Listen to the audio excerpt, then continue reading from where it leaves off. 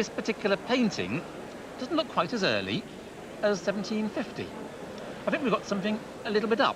The colouring looks good, the porcelain is absolutely right for Sèvres, but it didn't look like this when it left Sèvres. Oh. Someone's changed it.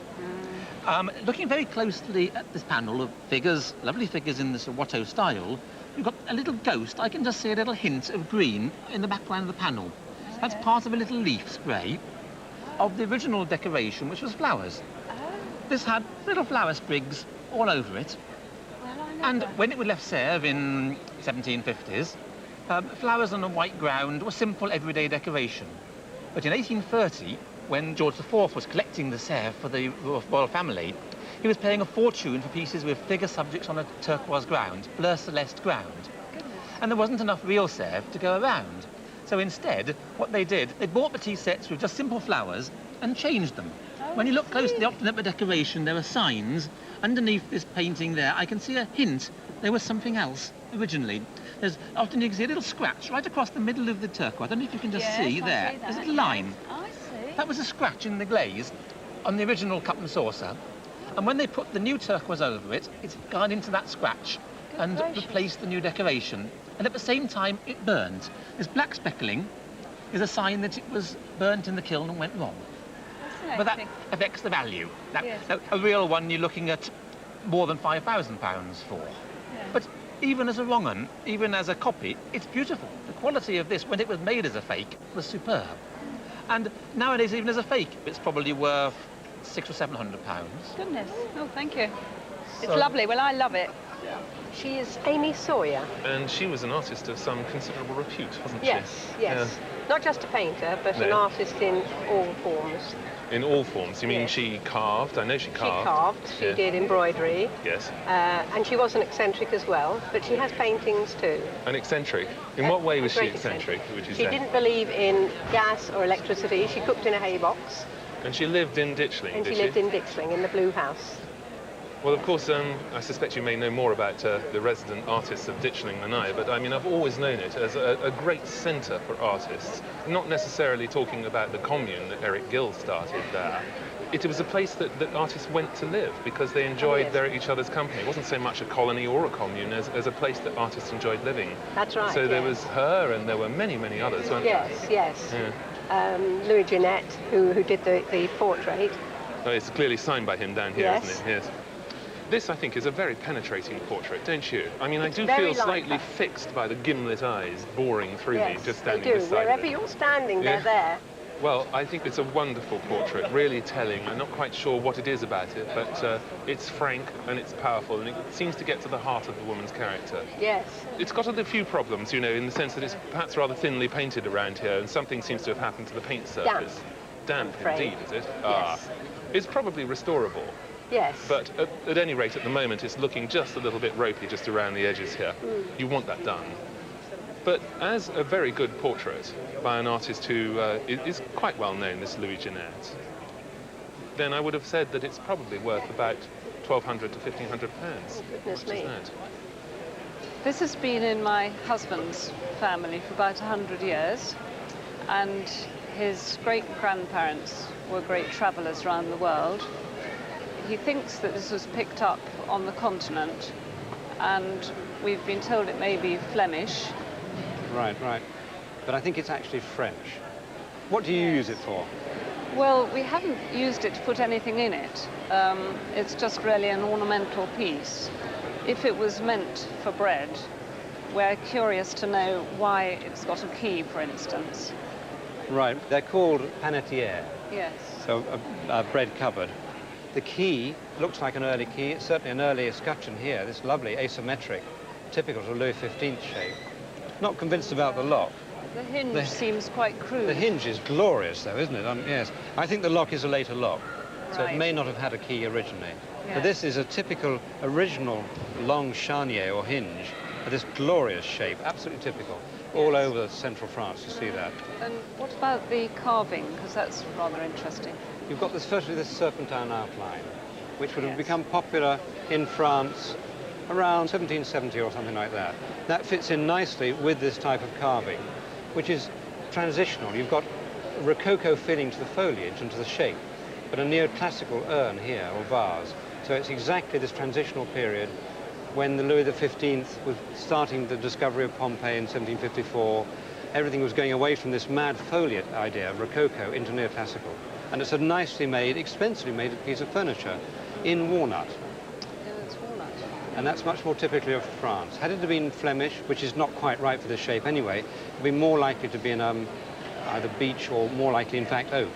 Yes. I've got to value it, which I must admit I don't find easy. You don't see many of these around. I mean, I can see it being in a French antique shop retail for about £5,000, something like that. But more if you want to insure it. Yes. Look at that, isn't it? Oh, I'll tell you what, he must have been in there a good few years. He absolutely pongs. Well, I think if you and I had been in a box that long, we'd be that bad as well. Crikey, he's really musty. And how long has he been in the box? Well, I would think he's probably getting on for 30 years since he's seen the light of day, Really? to be honest. Really? Yes, yeah. He's quite an extraordinary creature, isn't he? He is a bit, yes. I'm not quite sure how old he is. Have you any idea yourself? My father bought him in 1956 Right. for me when I was about 10 from a theatrical shop in Nottingham. And we used to go around and do a few shows locally in old people's homes and that sort of thing. And well, my father used to do a magic show with my younger brother. And I used to do a ventriloquist turn. I would think probably he was made in the 1920s by an individual maker of ventriloquist dummies. The eyes, in fact, are probably real false eyes. Really, I yeah. suspect. Yeah, they're not painted. They are very, very good eyes. And that's what really makes the difference between a poorly made dummy and a really well-made dummy. So he would have been made for a professional. I should think he's going to have a value of £200 to £300 today. Yes, Yeah. he's a very, very nice object. It was in the late 60s and we were in Paris and it was the winter time and we wanted to light a fire. So we lit it and the smoke was coming back all the time. So we realized something was blocking the chimney, so we extinguished the fire. And then we pulled out all sorts of things. There were old books and china, silver bits and pieces, and those two coffee pots. Gosh. I mean, they're obviously not very valuable, said Mr. Pickford, but I like them. And I think they're lovely and they remind me of my youth. This was in Paris. Could it have been someone hiding family bits away from the Well, Nazis? we don't really know. We have great ideas of maybe they were from the French Revolutions or something like that, you know. And No such but luck. anyway, that's what is left, and it's a great memory for Yes, us. of course. As we rub this, the genie will tell us everything. Hopefully. It's a doll book where you press out the dolls and then dress them in different clothes for different great. occasions. So this relates to Charles and Diana, That's right. having been married, and their first baby. And who have we got here? The visitors. Barbara Cartland, Margaret Thatcher, Mhm. teddy bears, Teddy bears. a boomerang. Guess where that's Presents. from? Why has it never been used? I bought it for 5p, and I've sat and had many hours just browsing through, but never used. Never used. Well, that's the great thing about it, because obviously any child this was given to, the first thing you want to do, tear it up, cut it out, and play with it. That's And this right. has never been played with. Never. So for a bit of raw memento, I think it's fantastic. It must be quite rare, and even more rare because it's in fantastic condition. Good. You paid 5p for it. 5p. I wouldn't sell that for less than £50 now, but, you know, give it time and it could be worth a lot more. Jolly good. Looks like a typical mid-18th century English side table. Right. Is it English? Now look at this overhang here, and this very wide overhang. It almost looks like the top has been replaced. It does look a different colour, but as far as I'm aware, it's always been like this. It's not the colour, no, I love the colour, by the way, Right. but it's the overhang which fascinates me. It's very exaggerated, with this lovely re-entrant corner here and this moulded feature here. Cabriole leg is fairly normal, Right. leading to this very unusual foot with this little line here. Very, very unusual, this sort of trefoil foot. I think it could be American. Well, that would fit in with the family background. My great-grandfather lived in Syracuse in New York State, and he was actually in music hall. He was an acrobat and juggler. I know they did buy quite a few things while they were in America before they settled back into England again. That's really fascinating. See, the drawer lining is very like the English drawers of the mid-18th century. very thin in oak with a lovely little rounded top. But it's not quite the same. It's got a sort of Dutch thinness and quality to it. Right. It's sort of not almost, it's more sophisticated almost than the English ones. But in the eastern seaboard, especially Philadelphia, Delaware, that sort of area, they did use oak linings. This again, you see this sort of knob here in English William and Mary furniture from the late 17th century, circa 1700. It's unusual to get this in what is probably 1750 shape. And again, I think this slightly attenuated, drawn-out shape to the brass knob is American, not English. This is not an English casting. If you just look at the drawers with the frieze and try and ignore everything else, you've got a position here of this normal drawer, but a bit short. You want it a bit deeper normally. And this funny little thing here, which is nothing at all, and this great empty space. You know what I first thought of when I first saw it? I thought English, mid-18th century, then something rang a bell. And that's what first drew me to perhaps being American. It's almost like a shaker feeling. Yes. There's no doubt about it. For something like this, American furniture is a completely different discipline. I don't know of any experts resident in Europe who know about American furniture. Right. We'd have to take photographs of it, send it to New York or the Eastern Seaboard to get an expert there to verify what I'm about to say. If that's English, mid-18th century, it's worth £2,000 to £3,000. Right. But if it's American, a minimum of £15,000 to £20,000. Oh, that's wonderful. Lovely. Well, at first glance, this appears to be an innocent silver-topped walking stick, but with a twist of the handle and a flick of the wrist, we have nearly 2 feet of deadly Toledo Spanish steel. Where did you come by this lovely object? It's been in the house ever since I can remember, and when my father died. It was just one of those things that I particularly wanted, because it was just part of the household. I believe he probably got it from his father before him. This is the sort of object that would be carried by Victorian gentlemen for self-protection, and its blade is made in Spain, in Toledo, which is the great Spanish sword cutlery capital. They still make them today, and they've been making blades there for hundreds of years. And we can see on the blade, very nicely etched, it says Fabricado para la Casa Sangster and Company Limited, Londres. And that means that Sangsters, whoever they were, would have had this made in Spain and then brought over here. The top is silver, it's assay marked, and there's a nice little London mark on there for 1891. Right. So that gives you the sort of time period in which this was in use. Just at the end of Victoria's reign. Right, yes. It's a very, very nice object. The body is cane and it's absolute top quality. Right.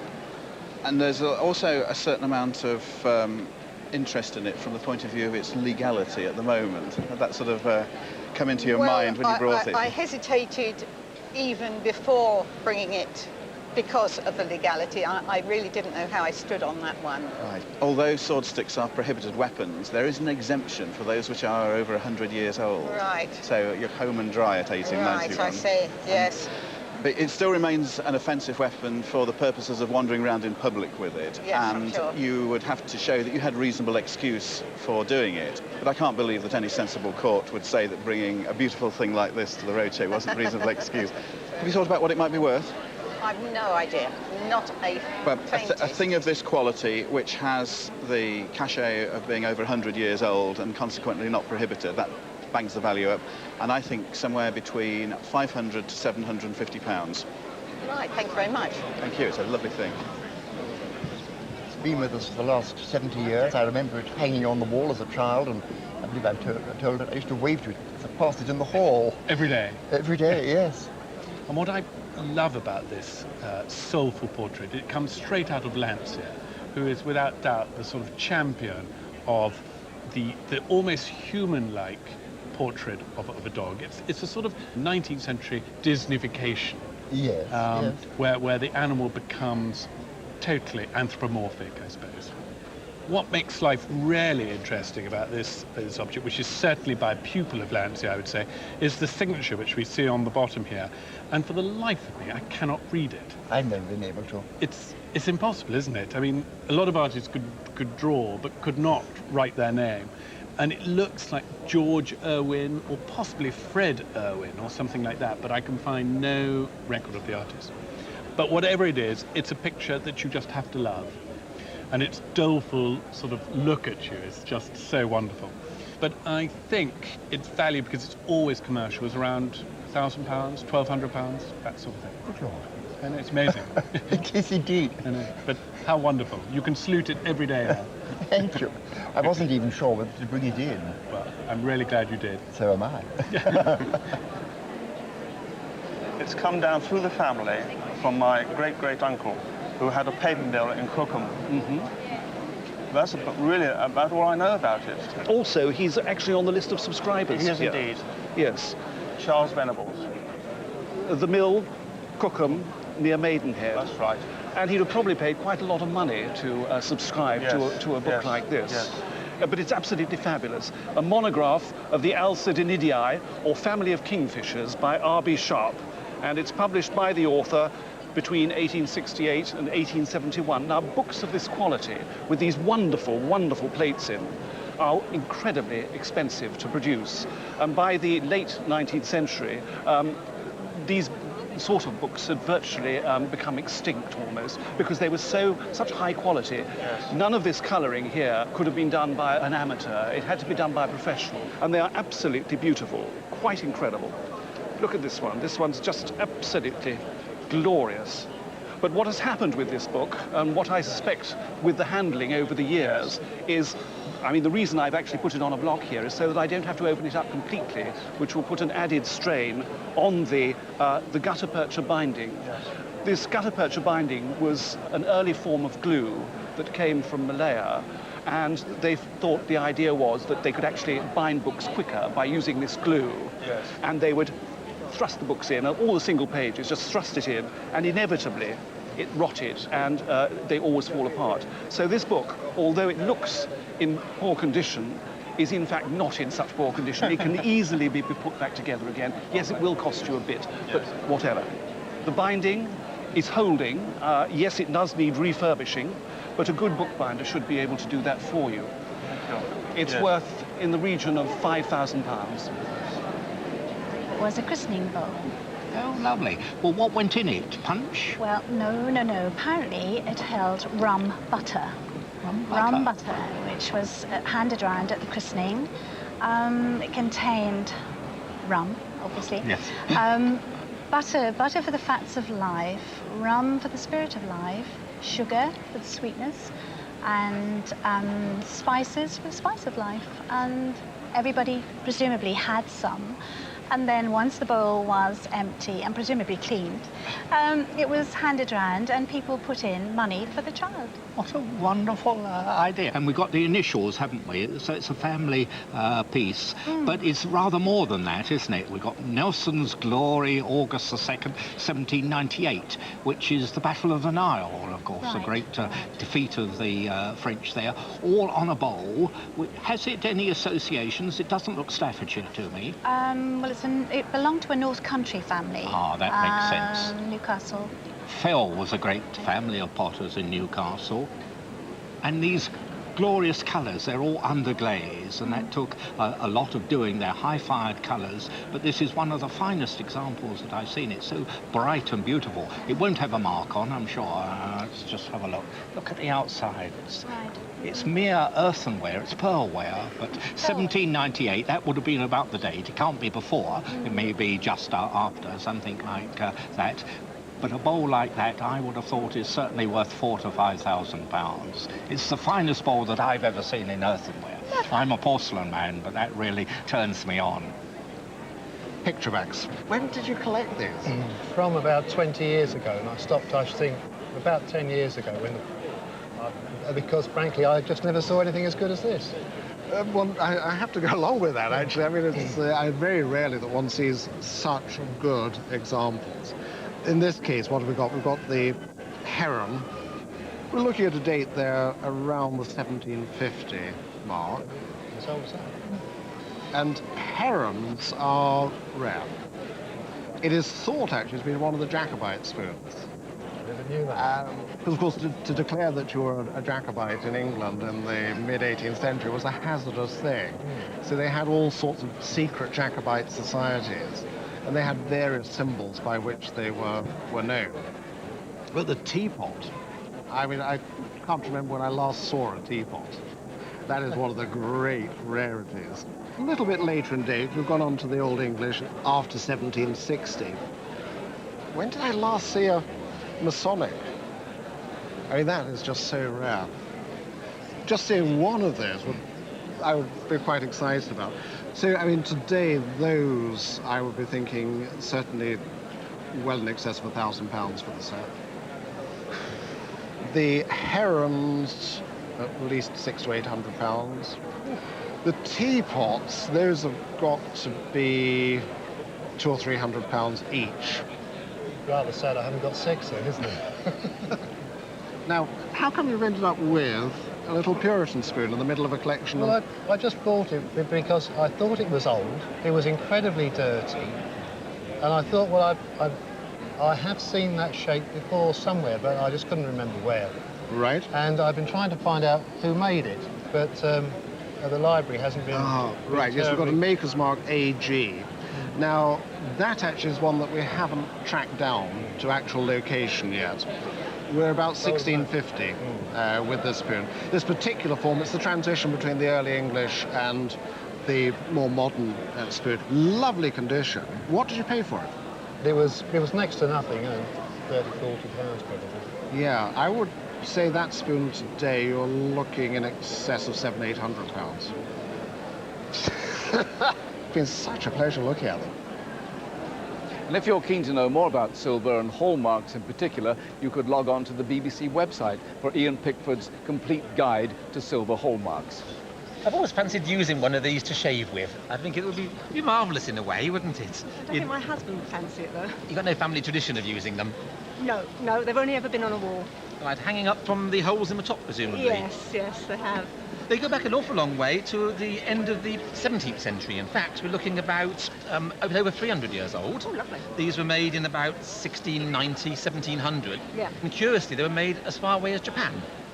Not China. I thought maybe China. No, these are Japanese ones. Oh, and that's what makes them rather more special. Oh. The design in the Imari colours, which is this red, blue and gold, is the typical Imari colours of old Japan. Yep, so this one is in lovely condition, no cracks, so worth at least £1,000. Nice. Isn't bad. That one's got a little crack, but yes. So we're going to be £600 there. Oh, that's nice, though. I mean, I just enjoy them. I think they're lovely. Well, actually, I bought these from an auction in New York. In New York? Yeah. Right. And when you bought them, what did the catalogue say they were? Just ivory pieces. They did give them a country? No. Right. What did you pay for them? Just over $1,000. £700. Yeah. Well, what they're trying to be is Japanese. Yeah. These are the 7 gods of good fortune. Right. And this one is obviously a fisherman. But they are of a type which is actually being carved in China. And they are absolutely new. They were new when you bought them. Yeah, that's okay. You know, there is a convention, the CITES, Convention Against Trade in Endangered Species, and one should not be buying ivory at all, unless you can be absolutely sure that what you're buying is of age, 50 years old or more.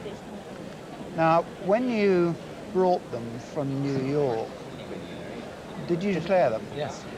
And what did they say? Well, when they say I bought them into the country, I pay for the shipping from them to be shipped from the States. So they would have had a certificate? Yes. Well, as far as I'm aware, yes. Really? Well, I mean, yeah, that's really an outrage, because the person that signed this one, allowing its movement across the ocean, was breaking the law. I mean, he could lose his certificate by signing these of age when they're clearly not. Yeah, when you buy something, you see, so I bought it for the fact that we liked it. Yeah. And you use a reputable firm or what have you, and you go through the various channels. You are free from blame. You bought them in good faith. You're not at fault. My daughter was given this object about 6 or 7 years ago, just as a gift. Really? It's in immaculate condition. Do you know what it's for? I believe it's for debutantes, for writing their partners' names in for the next dance. Well, I think I disagree slightly with that, because I think it's more likely just an aide-memoire, which opens up like that, and it has these little ivory slips inside in which you can write with a pencil and it rubs out afterwards. But usually at a ball they used to have a little printed paper card rather than something of this sort. This would more likely fit in your reticule than be carried on your wrist at a ball. But it's a beautiful thing, all made of mother of pearl and gold, and these beautiful little... gold. Oh yes, mother of pearl back, lovely lustre on the shell, and little turquoises which represent forget-me-nots. And the period would be around 1840 or thereabouts, so it's really quite old.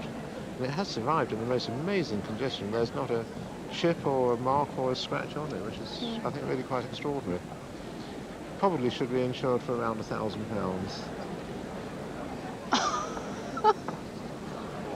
Oh. Absolutely. Amazing. You've gone pink. Now here we have a 20th century antique, a Barbie doll, a speaking Barbie doll. So listen carefully and she will say, "Which new dress shall I wear?" It's my voice. What's the story? The agent called me one day and said that they wanted a voice inside a doll and would I go along for an interview. So I went along to a recording studio in Greek Street in 1968 in March, and my voice was chosen for the doll, and I had to go back a couple of weeks later and record 15 different sentences, and 6 were used for the Barbie doll. Here's you, 1968, saying the same old thing. Which new dress shall I wear? I can't believe how bright and colourful a funeral procession is. Here is the carriage of Her Majesty the Queen and 2 of Her Majesty's suite. And we go on. This is so colourful. The British Army, the Highlanders, looking as bright as they possibly could. You must have kept this extremely well out of the way. And look at all this colour. It's just absolutely magnificent for a funeral service. And here, Chief Mourner, the Duke of Wellington. Well, this, of course, is the Duke of Wellington's funeral. And here is the man himself. And look at that for colour. That is the most incredible plate, isn't it? It's fun. You know all this is cast iron. This is, this is all cast iron. When I was a boy, you could actually go and see this in St. Paul's Cathedral, where he was buried. And so the legend goes that this was all so heavy that they couldn't get it up Ludgate Hill. He was 2 hours late for his own funeral, which I think is a wonderful, wonderful thing to be. Why not? And so it goes on. It really is absolutely magnificent. So tell me about it. Well, I must get the right number of greats. I think it's 2 greats. Great-great-grandfather, through a friend, had a ticket somewhere on Ludgate Hill in order to see this procession. And I think I'm right in saying this was only produced about a year afterwards. It probably took quite a long time to produce it. Absolutely. And he bought it afterwards. I think the receipt is Well, actually you see, in the front. you're absolutely right. I find this absolutely fascinating because I've never seen a receipt from Ackermann's before. 1 panorama, Duke's funeral, not Duke's of Wellington's funeral, 31 and 6. Expensive. I mean, that's incredible. And this note here, my father, James Passmore, saw this procession from a window in Ludgate Hill and paid 20 guineas for their seats. That must have been a lot of money in 1852. But I mean, surely you couldn't buy a house in 1852 for that sort of money. I just think it's quite incredible. It does need some repair. Inevitably, as time has gone on, it has fallen apart in a few of the folds. But it is an absolutely wonderful thing. And of course, stretching out to 10 whole feet.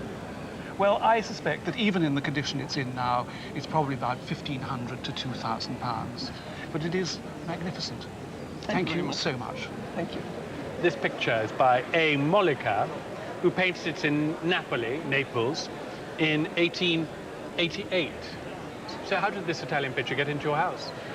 My grandmother went to a house sale around the 1920s. I gather that she brought it home by pony and cart, but that's about all I know. Well, it is a huge picture, and it's got a typical 19th century Victorian frame to make it look grander and bigger. What I like about these sort of pictures is they're very honest. They're beautifully painted. Look at the quality of it. It's absolutely beautiful. The embroidery on her shoulder here. and this wonderful shore is so beautifully painted. For an artist that in most dictionaries gets 1 line or 2 lines of information. He's actually called Achille Molica, and we know that he was from Naples and really didn't move that often outside his native town. He did exhibit occasionally, sometimes in Turin, sometimes in Rome, and he is known to have exhibited in London. You would never get this subject matter in the 18th century. It's very much a 19th century phenomenon to see a work which is rather trivial in a way. It's like a sort of a snapshot of a passing moment. And I think he's captured it beautifully. The slightly lecherous expression of the man and the demure expression of the girl are, I think, without fault. And for a minor Italian painter, I think we have a superb work. Works like this are highly desirable, and although Naples is a particularly poor part of Europe, they're very proud of their art, and there is a big market for Neapolitan works of art. I think if it came up for auction, it could make between £5,000 and £7,000. That's lovely. Thank you. And how much does one have to pay for 6 monkeys in a jumble sale in Sussex? 50p comes to mind. Do you know, I'm never at the right place at the right time. And how long ago was this? About 15 years ago. Oh, well, that makes me feel a little bit better, I suppose. Because what you have is a very nice little group of Schuko chimps made by the German company Schuko, made in about 1930. So they're perhaps older than you'd imagine by looking at their colours and so on.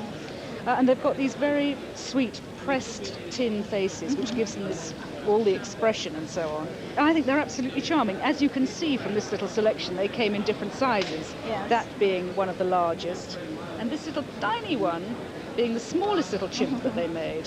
I have to say they're all very collectible these days. The little ones would be worth perhaps £50 to £60 each, and the large one perhaps as much as 75. So your 50p's worth has actually done quite well. I got it from my grandmother's flat when she moved into a nursing home, and we divided up her contents between 6 of us, and that's about it, apart from I saw a very similar one on your show early in the year. Right, that is true, yes. In fact, we had Judy as well. And he is a very nice Mr. Punch, and the simple answer to your question is yes, he is the same. Okay. In fact, this one is a tad earlier than the one we had, and I have to say actually in slightly better condition as well.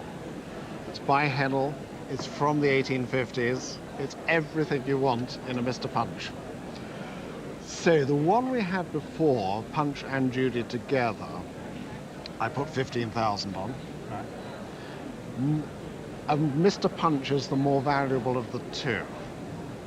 So the very good news is, in fact, there was one that came on the market very shortly after that one came up, and that sold at auction for just over £10,000. Blimey. And this one, I have no hesitation in saying it's got to be at least that. Thank you very much. We have it hanging at Christmas. At Christmas? Yeah, just every Christmas since I can remember. We just bring it out. So you treat it like a Christmas decoration yeah, almost? Yeah, it comes out with the decks at Christmas. I know. Well, that's extraordinary. If I owned this, I'd want to look at it all the year round, but I suppose it's quite a nice thing to do in a way. Yes. How long have you had this? About 20 years, I think. My husband actually bought it from a book dealer in Edinburgh, and when he died, his wife wrote to my husband to say how much they loved having it in their family, and we hope we get as much pleasure in our family. Well, it's obviously a watercolour that's charm. It kind of generates that kind of personal interest, doesn't it? Yes, I think so. Yeah. So, do you know about the artist Kate Greenaway? A little, yes. I know she was a Victorian watercolour, and I think didn't she paint a lot of children? That was absolutely her thing. Yes, And she grew up in London, in Hoxton, in fact. Yes. A very urban upbringing, and it made her long for the countryside. And a lot of her figures are of children in the countryside. She has this very clever way of capturing the homeliness and domesticity of the life of children, the comfort and safety, and also the dreams of them. I just love that little detail of the child asleep and the way the light is falling on her, presumably moonlight, falling on her face, and it's just caught the features of her face and her lovely eyelashes. It's beautifully done. Yes, it's it is, isn't it? Really sweet. She has a particular facility of watercolour. Yes. I mean, she is better than most illustrators in that she was classically trained. And later in her life, she was championed by no less a figure than John Ruskin. And she, through his championship, attained a stature in the world of painters that perhaps was denied to other illustrators. Yes. And I found it interesting that it was bought from a book dealer, because it is just possible that this was a book illustration. And, and then again, it occurred to me that it might even have been a design for a Christmas card. Yes. Well, we actually had a Christmas card made. For yourself? For ourselves, and sent it out. Such a good idea. When you bought it, can you recall how much for? I mean, I know it's 20 years ago. I think a few £100. It was about £300 or £400, possibly. Quite a lot of money, really, for 20 years ago. It was, yes. Well, in my opinion, it's worth at least £6,000 to £8,000. Is it? Right. Yes. Oh. Yes, that's amazing. That really is, isn't it, Yeah, Laura? it's brilliant. Goodness. Yes, well, that's wonderful. Well, we've enjoyed our day's outing to West Sussex, and if the local highwayman, Jack Hayward, had been around today, his eyes would have been popping out of their mask, especially with that lovely selection of silver spoons. But to the law-abiding people of Hayward's Heath, our thanks, and until next time, goodbye.